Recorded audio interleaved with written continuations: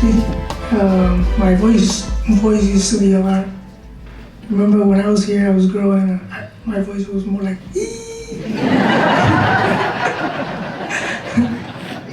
So I'm happy that my voice got a little thicker. So I'm also grateful to be here. Honestly, I'm one of those person who's not really kind of aware of paying attention to things like this.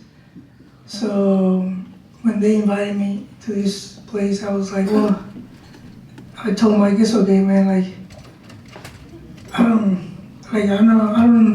didn't feel the need to be here. But after he told me all the Brandon people and everything, I just thought it's going to be a great opportunity to visit them and spend time with them. So more than anything, I just feel honored to be among all of you guys. And also for me, this is like remembering the years when I flew from Puerto Rico, left, asked my mom to let me go. I cried.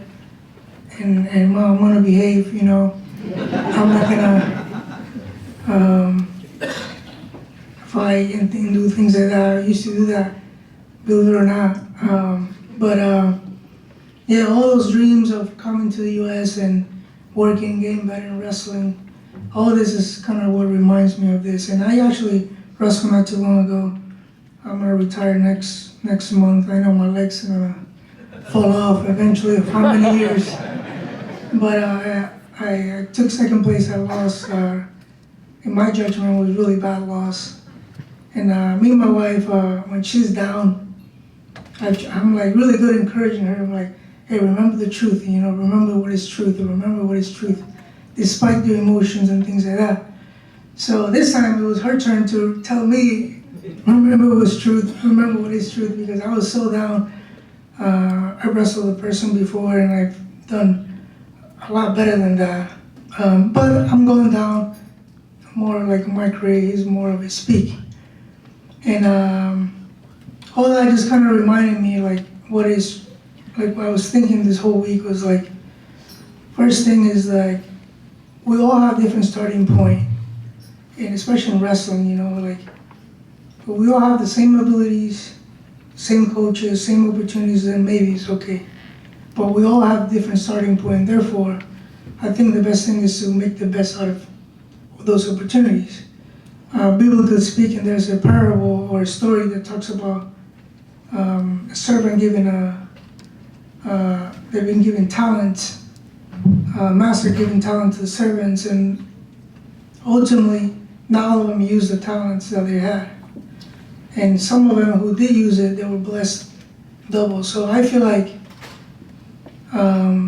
a calling, a burden in my heart to just do my best at everything I do, and especially in wrestling. Another thing that I was reminded this week, again, going through the emotional up and down, was many people talk about success, you know, but all the way in the top, there's a lot of temptations too to become prideful and think I'm all that in a bag of chips.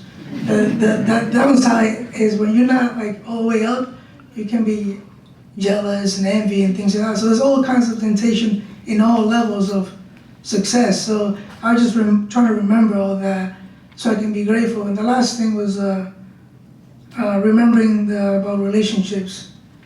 How ultimately all this, we can be here all day and celebrate, and I think this is a great thing, you know, but when I'm in my deathbed, just laying there, what I want the most is my closest relationships around, you know.